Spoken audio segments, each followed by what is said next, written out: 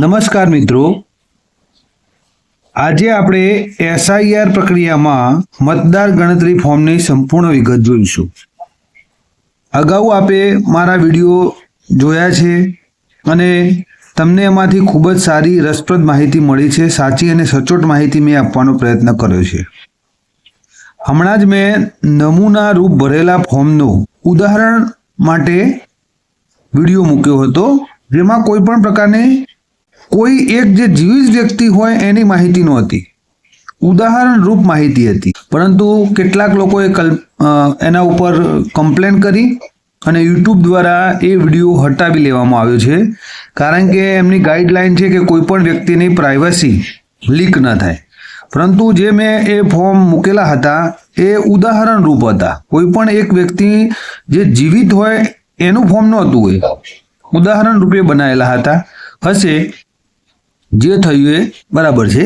હવે આજે આપણે સંપૂર્ણ તમામ પ્રશ્નો જે તમે મને કમેન્ટ બોક્સમાં પૂછ્યા છે અને એનો મેં જવાબ અલગ અલગ બધાને આપ્યો છે, પરંતુ આજે બધા જ પ્રશ્નોનો નિચોડ સાથે આ વિડીયો હું બનાવી રહ્યો છું, જેથી તમારે કોઈ પણ પ્રશ્ન ન રહે.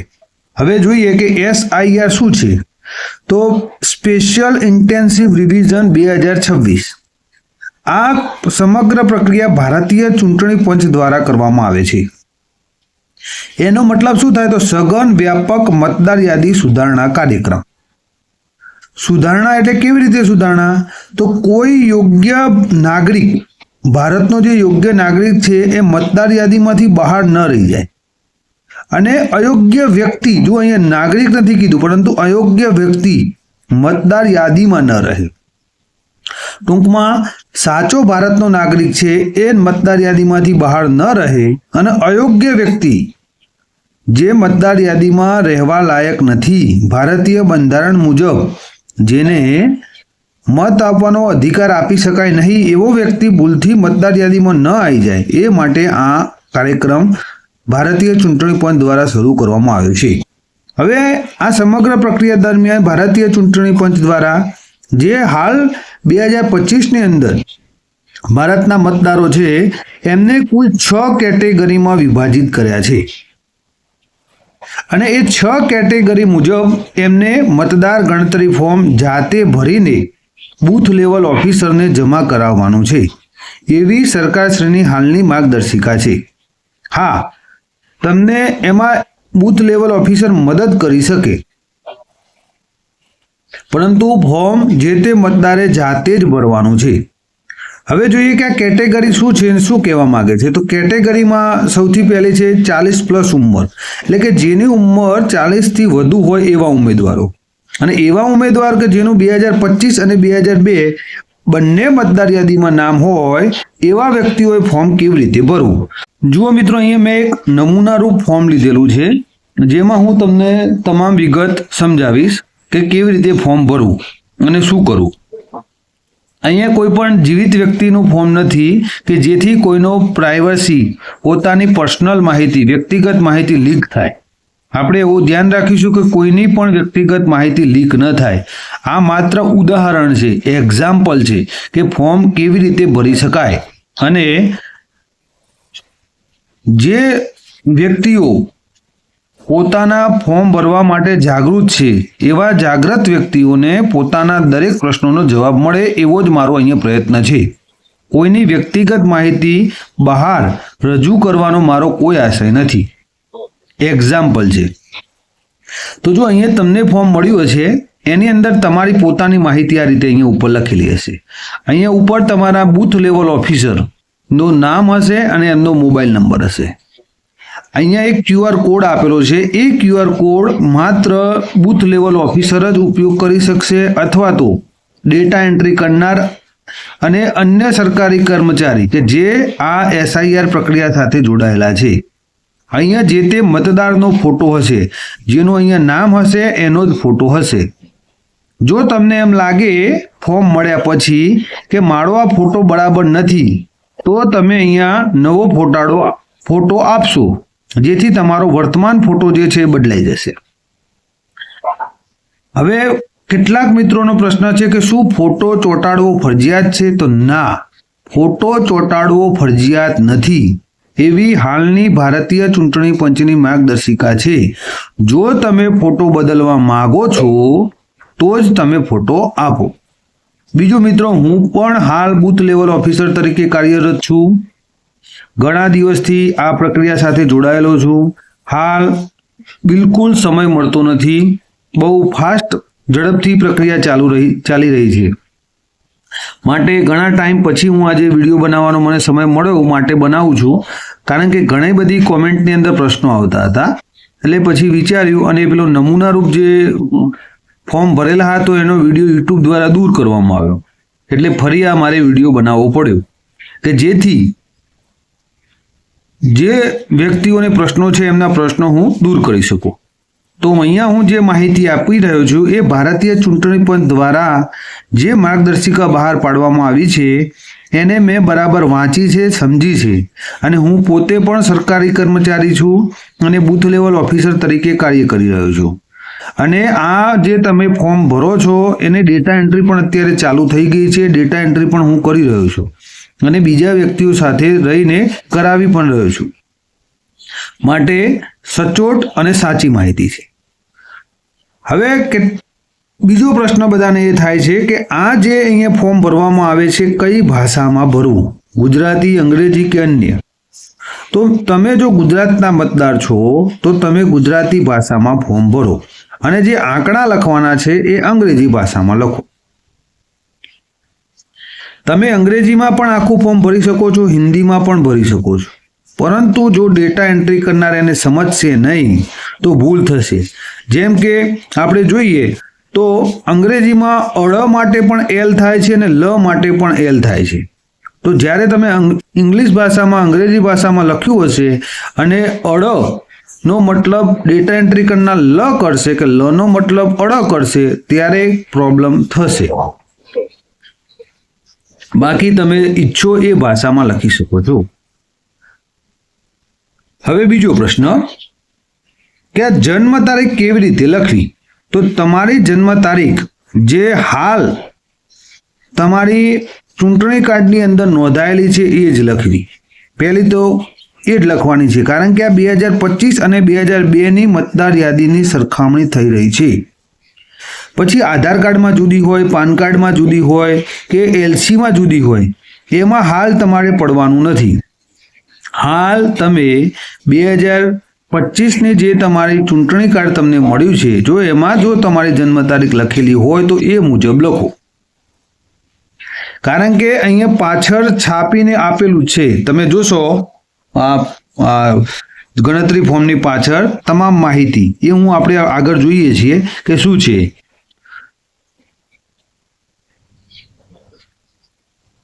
જો અહીંયા ભારતીય ચૂંટણી પંચ દ્વારા ગણતરી ફોર્મ માટે માહિતી પત્રક આપેલું છે. આ જે તમને આ ફોર્મ મળ્યું છે એની પાછળના ભાગમાં એમાં લખેલું છે કે ગણતરી ફોર્મમાં ભરેલી અગાઉની SIR મતદાર યાદીની વિગતો કાં તો ઉપલબ્ધ ન હોય અથવા ડેટાબેઝ સાથે મેળ ખાતી ન હોય ત્યારે એમને નોટિસ મળશે. તો તમે જે અહીંયા વિગત લખો છો એ મતદાર યાદી સાથે મેળ ખાવી જોઈએ. જ્યારે સરખામણી થાય ત્યારે જો મેળ નહીં ખાય તો તમને નોટિસ મળશે. અહીંયા સીધું તમે સમજી શકો છો. બીજું કે આધાર નંબર, અહીંયા તમારે આધાર નંબર લખો. ભૂતકાળમાં પણ થયું હતું, કદાચ તમને યાદ હશે કે આધાર નંબરને ચૂંટણી કાર્ડ સાથે લિંક કરવાનો હતો, મોબાઈલ નંબર સાથે પણ લિંક કરવાનો હતો. તો અહીંયા તમને ચૂંટણી પંચ મોકો આપી રહી છે. હાલ આ ફોર્મ સાથે બધું લિંક થઈ જશે. તો આધાર નંબર લખો, તમારો મોબાઈલ નંબર લખો. હવે અહીંયા લખ્યું છે કે વૈકલ્પિક એટલે કે ફરજિયાત નથી. જો તમે આધાર નંબર લખવા માંગતા નથી તો ન લખો. મોબાઈલ નંબર લખો, એ પણ ફરજિયાત નથી. હવે ફરજિયાત પિતા અથવા વાલીનું નામ ફરજિયાત છે. કેટલાક મિત્રોનો પ્રશ્ન હતો કે પિતા સ્ત્રી મતદાર હોય તો વાલી તરીકેના પતિનું ન લખી શકાય? તો મિત્રો જુઓ, જીવનસાથીનો લાઈન નીચે આપેલી છે, લખવા માટેનું બોક્સ નીચે આપેલું છે. તો એનો મતલબ એ થયો કે જીવનસાથીનું બોક્સ નીચે આપ્યું છે તો અહીંયા આપણે પિતા અથવા વાલી એટલે કે જો કોઈએ દત્તક લીધા હોય તો એનું નામ લખવાનું છે. એટલે તમે સમજી શકો છો કે પિતા અથવા વાલી એટલે કે જો પુરુષ મતદાર હોય તો એના પિતા અને સ્ત્રી મતદાર હોય તો એના પિતા. હવે જે આ ઉપરનું બોક્સ છે એ તમામ મતદારો માટે છે કે જેમને આ ગણતરી ફોર્મ મળ્યું છે અને જેમનું નામ 2025ની મતદાર યાદીમાં છે એ તમામે આ ઉપરનો વિભાગ ફરજિયાત ભરવાનો છે. હવે માતાનું નામ જો આ રહી ગયું, પિતા વાલીનો મતદાર ઓળખપત્રક નંબર જો ઉપલબ્ધ હોય તો આ 2025ની મતદાર યાદી પ્રમાણે જો એમનો ઓળખપત્રક નંબર એમને ઉપલબ્ધ હોય તો અહીંયા લખવાનો છે. એ જ રીતે અહીંયા માતાનું નામ, પુરુષ હોય તો પુરુષની માતાનું નામ, સ્ત્રી હોય તો એની માતાનું નામ. હવે કેટલાક પ્રશ્નો કરશે, કેટલાકને પ્રશ્નો થશે કે સસરાનું નામ લખી શકાય, સાસુનું નામ લખી શકાય, ના લખી શકાય. અહીંયા સ્પષ્ટ કહ્યું છે કે જે ઉપર ફોટો છે, જે આ મતદાર છે એમના પોતાના પિતાનું નામ, એમની પોતાની માતાનું નામ. કોનું? તો જેને આ અહીંયા નામ લખેલું છે, જેનું આ ફોર્મ છે, જેનો આ ફોટો છે એની જ વિગત અહીંયા લખાઈ રહી છે. હવે જીવન સાથીનું નામ, તો જે આ મતદાર છે અહીંયા એના જીવન સાથી, અહીંયા સ્ત્રી છે તો પતિનું નામ અને જો પુરુષ હોય તો પત્નીનું નામ અને એમનો 2025ની મતદાર યાદી પ્રમાણેનો મતદાર ઓળખપત્રક નંબર. તો ઉપરની તમામ વિગત દરેક મતદારે આપવી ફરજિયાત છે જેને આ ગણતરી ફોર્મ મળ્યું છે અને જેનું નામ 2025ની મતદાર યાદીમાં છે. તો મિત્રો અહીંયા તમારા તમામ પ્રશ્નો જે ઉપરના વિભાગને અનુલક્ષીને છે એને મેં સોલ્વ કરેલા છે અથવા તો એનો ઉત્તર આપવાનો, જવાબ આપવાનો મેં પ્રયત્ન કર્યો છે. બીજું, હજુ એક બે પ્રશ્નો હોય છે કે જો પિતા અત્યારે હયાત ના હોય તો શું એમનું નામ લખવાનું? તો હા, લખવાનું. એ તમારા પિતા છો, પિતા છે, હતા, એ હકીકતની વાત છે અને તમે એમની સીધી લીટીના વારસદાર છો એ પણ હકીકતની વાત છે. એટલે કે પિતા અથવા માતા અત્યારે હયાત હોય કે ન હોય, કે જીવનસાથી પણ અત્યારે હયાત હોય કે ન હોય, પરંતુ તમારે આ વિગત લખવાની છે. તો અહીંયા કોની વિગત આવશે?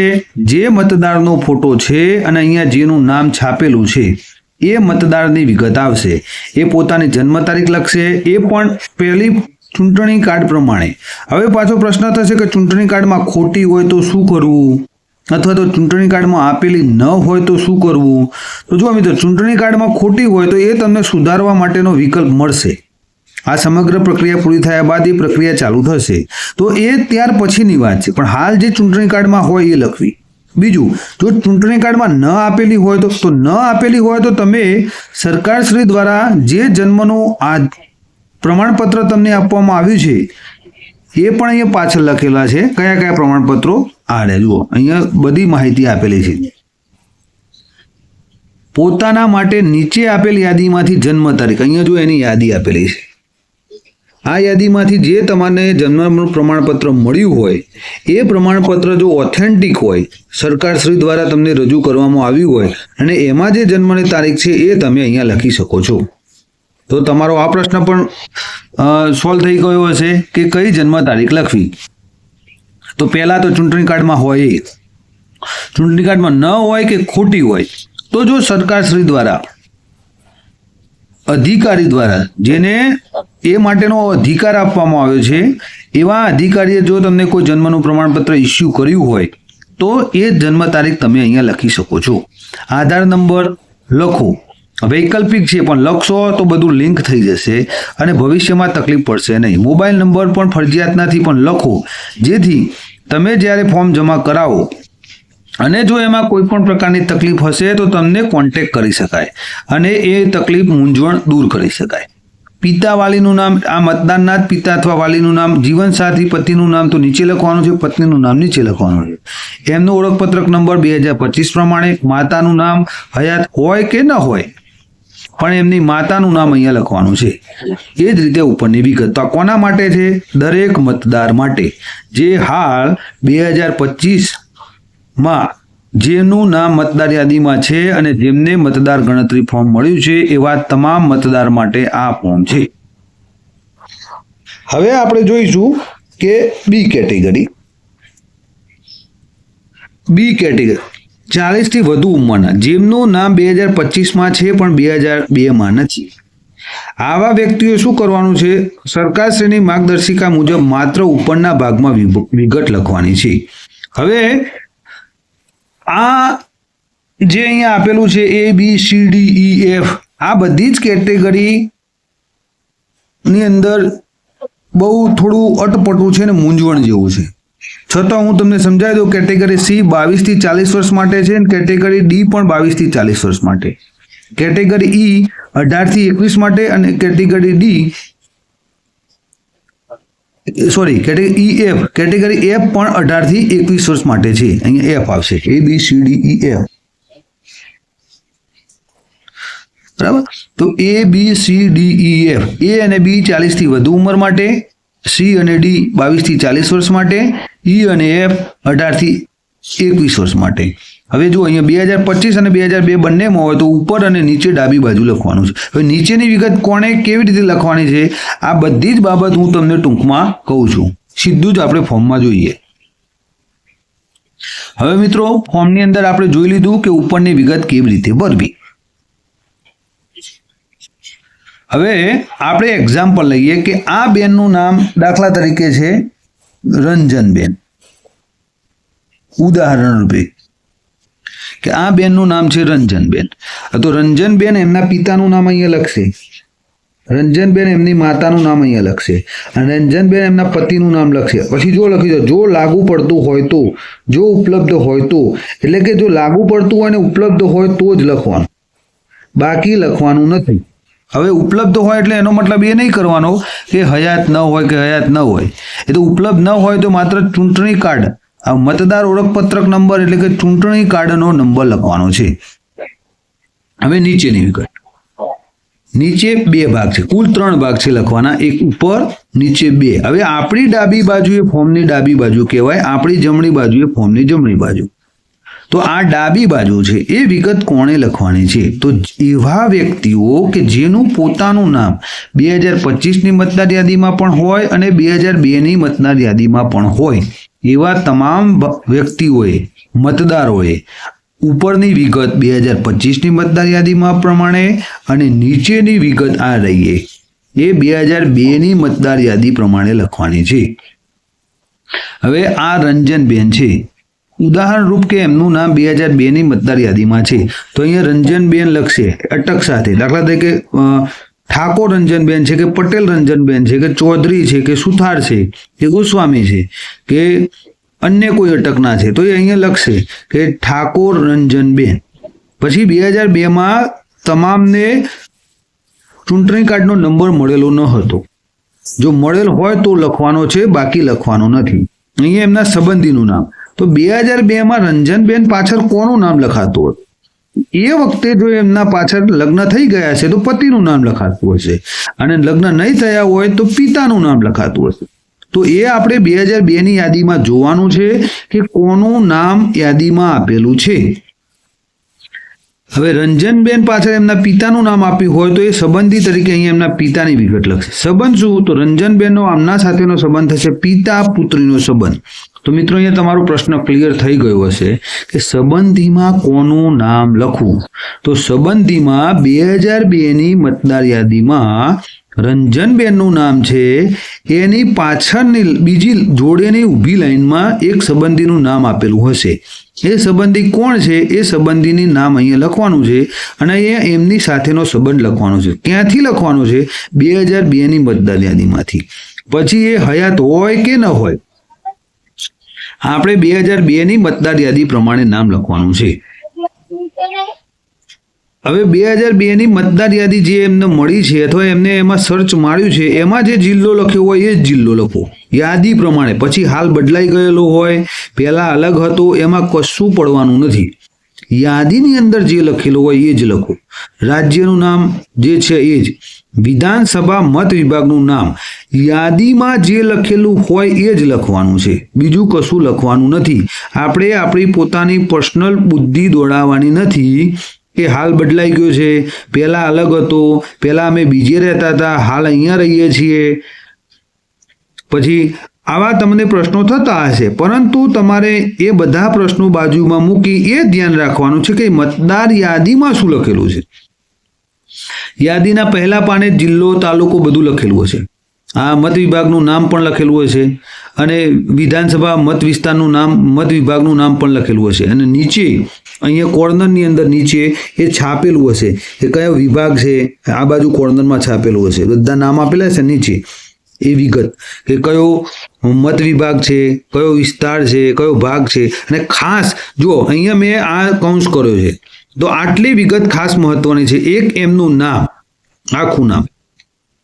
બીજું એમનો જિલ્લો મહત્વનો છે, રાજ્ય મહત્વનું છે, એમનો મત વિસ્તાર, મત વિભાગનું નામ મહત્વનું છે, વિધાનસભા મત વિભાગનો નંબર, એ ભાગ નંબર અને અનુક્રમ નંબર. આટલી વિગત ખાસ મહત્વની છે. આના આધારે જ તમારું મેપિંગ થશે. મેપિંગ એટલે કે જોડાણ થશે કે તમે 2025 અને 2002માં મતદાર યાદીમાં તમારું જે નામ છે એ આ રીતે યોગ્ય રીતે જોડાયેલું છે અને તમે સાચા યોગ્ય મતદાર છો. જે આ SIR પ્રક્રિયાનો સાર છે એ આપણે સમજી રહ્યા છે. તો આ કયા મતદાર માટે છે? 2025 અને 2002 બંનેમાં નામ હોય એવા મતદાર માટે. તો મિત્રો આપણે વાત કરી કે 2025 અને 2002 બંને મતદાર યાદીમાં નામ છે એવા વ્યક્તિઓએ ઉપરની વિગત 2025 પ્રમાણે અને નીચેની વિગત 2002 પ્રમાણે લખવાની છે. હવે એવા મતદારો કે જેમનું નામ માત્ર 2025ની જ મતદાર યાદીમાં છે એમના માટે સરકારશ્રીએ ભારતીય ચૂંટણી પંચ દ્વારા જુદી જુદી માર્ગદર્શિકા બહાર પાડવામાં આવી છે કે કેવી રીતે લખવું. હવે આ બધાનો સાર હું તમને ટૂંકમાં અહીંયા કહી દઉં છું જે તમે સમજી શકશો. કે દાખલા તરીકે આ જ રંજનબેનને આપણે લઈએ કે આ રંજનબેનનું નામ 2025માં છે પરંતુ 2002માં નથી. તો એમ શું કરશે? તો જુઓ, એ 2002ની મતદાર યાદીમાં તપાસ કરશે કે એમના માતા પિતા, દાદા દાદી કે પિતાના માતા પિતા કે એમના પરદાદા કે પરદાદી આમાંથી શું કોઈ એકનું નામ 2002ની મતદાર યાદીમાં છે. જો હોય તો એ એમના સંબંધીનું નામ અહીંયા નીચે જમણી બાજુ લખશે. આટલું યાદ રાખો તમે, તમારા સંબંધીનું નામ તમારે નીચે જમણી બાજુ લખવાનું છે. કોઈ એક સંબંધીનું નામ, પછી ભલે ને તમામ સંબંધીના નામ એમાં હોય પરંતુ કોઈ એક સંબંધીનું નામ અહીંયા તમારે લખી દેવાની છે, એની વિગત અહીંયા લખવાની છે. હવે બધા સંબંધીના નામ એમાં છે તો કેટલાક પ્રશ્ન કરશે કે નામ ખોટું છે, કેટલાકને પ્રશ્ન થશે કે નામમાં ભૂલ છે, એ વખતે નામ અલગ હતું અત્યારે અલગ છે, તો શું કરીએ? તો મિત્રો તમારે 2002ની મતદાર યાદીમાં જે આપેલું છે એ જ લખવાનું છે. એમાં તમારે કોઈ પણ પ્રકારનો ફેરફાર કરવાનો નથી. જો તમે ફેરફાર કરશો અને 2025 અને 2002ની મતદાર યાદીની વિગત મેચ નહીં થાય તો તમને નોટિસ મળશે. એ તમને પાછળ માહિતી પત્રકની અંદર છાપીને આપેલું છે. માટે કોઈ પણ પ્રકારનો ફેરફાર કર્યા વગર અહીંયા જેવું 2002ની મતદાર યાદીમાં છે એ મુજબ લખો. હવે જો અહીંયા કોઈ પુરુષ મતદાર હશે તો એના માતા પિતા, દાદા દાદી ની વિગત 2002ની મતદાર યાદીમાંથી શોધીને અહીંયા લખશે. અને સ્ત્રી મતદાર હશે તો એમણે એમના સાસરી પક્ષના કોઈ પણ સંબંધીની વિગત અહીંયા લખવાની નથી. માત્ર ને માત્ર પિયર પક્ષના સંબંધીની જ વિગત અહીંયા નીચે લખવાની છે. એવી હાલની સરકારશ્રીની માર્ગદર્શિકા છે, ભારતીય ચૂંટણી પંચની માર્ગદર્શિકા છે. તો તમને હું જે સમજાવવા માંગુ છું એ તમે સમજી શકતા હશો કે કોઈ પણ સ્ત્રી મતદાર હોય તો એમણે એમના પિયરમાંથી એમના માતા પિતા, દાદા દાદીની વિગત મંગાવવી પડશે અને અહીંયા નીચે જમણી બાજુ લખવી પડશે.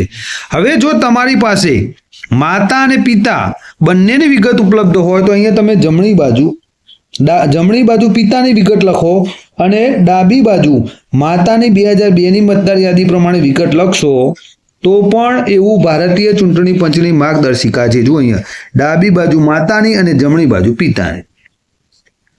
ભારતીય ચૂંટણી પંચે એ પ્રમાણેની માર્ગદર્શિકા આપી છે કે જો બંનેની વિગત ઉપલબ્ધ હોય તો તમે બંનેની વિગત લખી શકો છો. હવે કેટલાકને પ્રશ્ન એવા ઉપસ્થિત થાય છે કે જો તમે દાદીની વિગત લખો તો આ એમના દાદી છે કેવી રીતે ખબર પડે?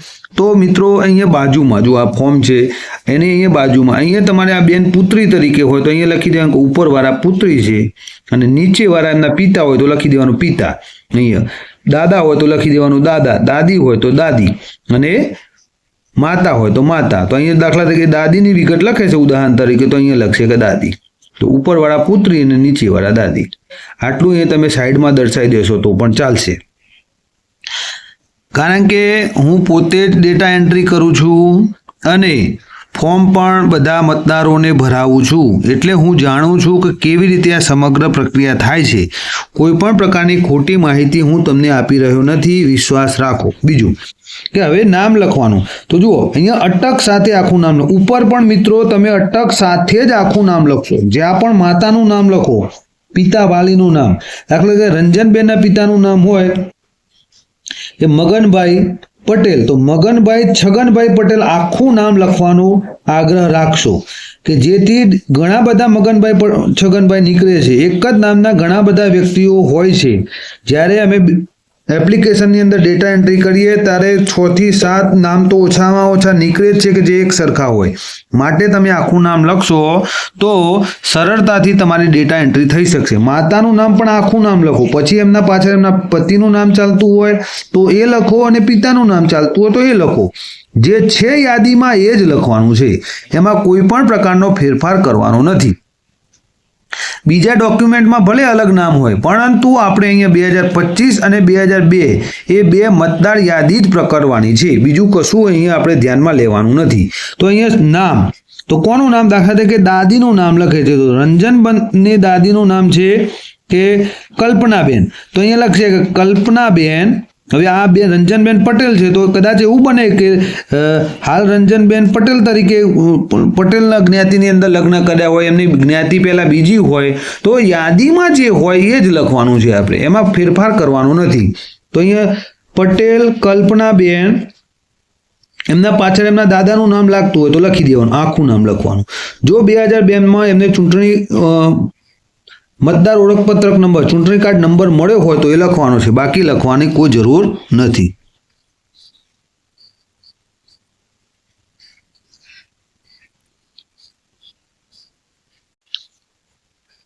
હવે નીચે સંબંધીનું નામ, તો અહીંયા કલ્પનાબેનના દાદીનું નામ આપણે અહીંયા લખીએ છીએ, કલ્પનાબેન કે રંજનબેનના દાદી કલ્પનાબેનનું, તો પટેલ કલ્પનાબેન હરગોવનભાઈ અહીંયા લખ્યું, તો અહીંયા સંબંધી તરીકે એ પોતાનું નામ અહીંયા લખશે રંજનબેન પટેલ, અને પછી દાદા દાદી લખશે તો પણ ડેટા એન્ટ્રી કરનાર સરળતાથી સમજી જશે. પરંતુ અહીંયા એસઆઈઆરની વિગત લખવાની છે, તો કેટલાક મિત્રો એવો પ્રશ્ન કરે છે કે અહીંયા માત્ર એમના એસઆઈઆર મતદાર યાદી પ્રમાણે લખો, તો એ પણ એક જ વસ્તુ છે. અહીંયા ફોર્મ ભરવાનો હેતુ શું છે કે ડેટા એન્ટ્રી કરનારને સમજ પડે કે તમે જે નીચે વ્યક્તિ લખેલી છે નામ, એ વ્યક્તિ અને ઉપર જે એમનો ફોટો છે, જેનું ફોર્મ છે, એમના વચ્ચે શું સંબંધ છે. તો તમે એમ લખો કે પટેલ કલ્પનાબેન હરગોવનભાઈ ઉપર લખો, નીચે લખો કે હરગોવનભાઈ પટેલ, અને આ બંને વચ્ચે પતિ પત્નીનો સંબંધ છે તો પણ ચાલશે જ. હું પોતે જ ડેટા એન્ટ્રી કરું છું, એમાં કોઈ જ તકલીફ પડતી નથી. પરંતુ આ રીતે જો તમે સ્પષ્ટ સંબંધ બાજુમાં દર્શાવશો તો ત્યાં રિલેટિવનો અમારે સંબંધ સિલેક્ટ કરવો પડે છે. એમાં 4 જ સંબંધ આપેલા છે હાલના સમયે, માતા પિતા દાદા દાદી, તો ખ્યાલ આવે કે આ તમારો એમની સાથે શું સંબંધ છે. માટે અહીંયા સ્પષ્ટતા જરૂરી છે સંબંધની. બાકી તો વિગત 2002ની મતદાર યાદી પ્રમાણે સ્પષ્ટ રીતે લખવાની છે. પછી એ વખતે જ એમનો જે મતદાર યાદીમાં જે જિલ્લો લખેલો છે એ લખવાનો છે. એ વખતે જિલ્લો અલગ હોય, હાલ અલગ હોય, એમાં કોઈ આપણે ચર્ચામાં પડવાનું નથી, એવા કોઈ પ્રશ્નોમાં પણ પડવાનું નથી. હાલ તમે જે મતદાર યાદી જોશો 2002ની, એમાં જે લખેલો હોય એ લખવાનો. રાજ્યનું નામ, વિધાનસભા મત વિભાગનું નામ, મતદાર યાદી પ્રમાણે નીચેની વિગત 2002ની મતદાર યાદી પ્રમાણે અને ઉપરની વિગત 2025ની મતદાર યાદી પ્રમાણે. પછી યાદીમાં ભૂલ હોય, ખોટું હોય, અત્યારે હયાત હોય કે ન હોય, એમાં આપણે પડવાનું નથી. યાદી પ્રમાણે જે તમારા સંબંધી હોય અને તમે જેની સીધી લીટીના વારસદાર હોય એની વિગત તમારે લખવાની છે. મિત્રો, આશા રાખું કે તમે સમજી શકતા હશો, તમારા દરેક પ્રશ્નોનું નિરાકરણ થતું હશે. તમારા નામમાં ભૂલ હોય, તમારા દાદીના નામમાં ભૂલ હોય કે પિતાના અહીંયા કાકાનું નામ તો લખવાનું જ નથી, માતા પિતા દાદા દાદી જ સંબંધી તરીકે આવશે. અને સ્ત્રી મતદાર હોય તો એમણે એમના પિયરમાંથી જ વિગત મંગાવવી પડશે, સાસરી પક્ષના સંબંધીની વિગત ચાલશે નહીં. તો અહીંયા જે રીતે આપણે 2002ની મતદાર યાદીની વિગત લખીએ છીએ એ જ રીતે અહીંયા સંબંધીની વિગત લખવાની છે. તો દરેક મતદાર માટે તમે સમજી શકતા હશો, તમારા દરેક પ્રશ્નનું નિરાકરણ થયું હશે. ખાસ બીજા ડોક્યુમેન્ટની અંદર કોઈ પણ પ્રકારનું નામ લખેલું હોય કે જન્મ તારીખ લખેલી હોય એમાં પડવાનું નથી. હાલ જે તમને ચૂંટણી કાર્ડ મળેલું છે અને તમારી 2002ની મતદાર યાદીમાં જે મુજબનું નામ છે અને 2025ની યાદીમાં જે મુજબનું નામ છે એ મુજબ જ તમારે વિગત લખવાની છે. એમાં કોઈ પણ પ્રકારનો ફેરફાર કરવો નહીં. નહીં તો તમને નોટિસ મળશે, માહિતી તમારી મિસમેચ થશે, એટલે કે સરખામણી કરતાં સરખી થશે નહીં અને તમારે ખોટા હેરાન થવાનું થશે. આધાર પુરાવા રજૂ કરવા પડશે. માટે બીજી કોઈ પણ ચર્ચા, બીજા કોઈ પણ પ્રશ્નોમાં પડ્યા વગર ઉપરની વિગત 2025 પ્રમાણે, પછી હયાત હોય કે ન હોય એ તમે સીધી લીટીના વારસદાર છો એ જ મહત્વનું છે. નીચેની વિગત 2002 પ્રમાણે. બરાબર. તો અહીંયા કોની વિગત? સંબંધીની વિગત. અહીંયા 2025 અને 2002 બંનેમાં નામ હોય એવા વ્યક્તિની વિગત. અહીંયા ઉપર જેનો ફોટો છે, જેનું નામ છે, એના સંબંધીની વિગત. કોઈ એક સંબંધીની વિગત. તમે અહીંયા બંને બાજુ પણ તમારા બંને સંબંધીનું નામ 2002ની મતદાર યાદીમાં હોય તો તમે લખી શકો છો. એવું ચૂંટણી પંચની માર્ગદર્શિકા છે. માટે કોઈ ચિંતા કરશો નહીં. સ્પષ્ટ સંબંધ દર્શાવવો જરૂરી છે, જે ડેટા એન્ટ્રી કરવા માટે જરૂરી છે. હવે નીચે સૂચનાઓ આપેલી છે કે ઉપરોક્ત મતદાર જે હું મારા કુટુંબના સભ્ય છે તેણે અન્ય કોઈ દેશનું નાગરિકત્વ મેળવેલું, એટલે કે અન્ય દેશના નાગરિક નથી. હવે અહીંયા કોની સહી આવશે? તો જે આ મતદાર છે એના કોઈ પણ કુટુંબના સભ્ય અહીંયા સહી કરી શકે છે. પછી લખેલું છે કે હું મતદાર યાદીમાં નામ સામેલ કરવા માટે અરજી કરી રહ્યો છું. આ જે તમે અરજી કરો છો એ હાલની મતદાર યાદી નવી બની રહી છે, સઘન સુધારણા થઈ રહી છે અને પછી નવી મતદાર યાદી બનશે, એની અંદર નામ દાખલ કરવા માટે તમે અરજી કરી રહ્યા છો. જો તમે આ ફોર્મ નહીં ભરો, ખોટું ભરશો, તો તમારું નામ મતદાર યાદીમાંથી નીકળી જશે. તમને નોટિસ મળશે, તમારે આધાર પુરાવા રજૂ કરવા પડશે. અને ઉપરોક્ત નામ જે હું મારા કુટુંબ સભ્યનું છે તે અન્ય કોઈ વિધાનસભા મત વિભાગ, લોકસભા મત વિભાગમાં સામેલ નથી, એટલે કે કોઈ એક જ જગ્યાએ નોંધાયેલું છે એવું આપણે સ્પષ્ટ જણાવવાનું છે. તમે આ મિત્રો સૂચનાઓ શાંતિ વાંચી લેશો, શાંતિથી સમજીને, એટલે તમને ખ્યાલ આવી જશે. અને અહીંયા તમને લખેલું પણ છે કે લોક પ્રતિનિધિત્વ અધિનિયમ 1950ની કલમ 31 હેઠળ દંડનીય ગુનો છે ખોટી માહિતી આપવી અથવા માહિતી છુપાવવી. માટે યાદી પ્રમાણે જ માહિતી લખો. ત્યારબાદ અહીંયા તમારી અથવા તો જે આ ફોર્મ જમા કરાવવા જાય એ વ્યક્તિ પોતાની સહી પણ કરે તો પણ ચાલશે. એટલે અહીંયા તમારો એ પ્રશ્ન દૂર થઈ જશે કે જો કોઈ વ્યક્તિ હાજર નથી, બીજી જગ્યાએ રહે છે, તો શું એનું ફોર્મ બીજા વ્યક્તિ ભરી શકે છે? તો હા, ભરી શકે છે. કોઈ વ્યક્તિએ જાતે ફોર્મ ભરવું જરૂરી નથી. તમારા કુટુંબના કોઈ પણ એક વ્યક્તિ જાતે આ અહીંયા જે સૂચનાઓ લખેલી છે, અહીંયા જે માહિતી આપેલી છે, વાંચી સમજી અને જો એ એકરાર કરી, એમની સહી કરી અને આ ફોર્મ જમા કરાવી શકે છે. તો જે તે મતદારે જાતે ફોર્મ લખવું એ જરૂરી નથી. જે સહી કરે છે એ જો આ શરતો સ્વીકારતા હોય તો એ પણ આ ફોર્મ ભરી શકે છે. ત્યારબાદ બૂથ લેવલ ઓફિસરે શું કરવાનું છે? તો માત્ર ને માત્ર આ ફોર્મની ચકાસણી કરી અને અહીંયા સહી કરવાની છે. હા, જો એ ઈચ્છે અને હાલની ચૂંટણી પંચની માર્ગદર્શિકા મુજબ એ તમને મદદ કરે ફોર્મ ભરવા માટે, તો એ પણ યોગ્ય બાબત છે અને મદદ બધા કરે જ છે સારી એવી. હું પણ બધા મતદારોને મદદ કરું છું, તો એ મદદ માટે છે. બાકી એમને આ ફોર્મ ચકાસી અને અહીંયા સહી કરવાની છે. હવે આપણે જોઈએ કે નોટિસ મળે ત્યારે શું કરવાનું અને કોને નોટિસ મળશે.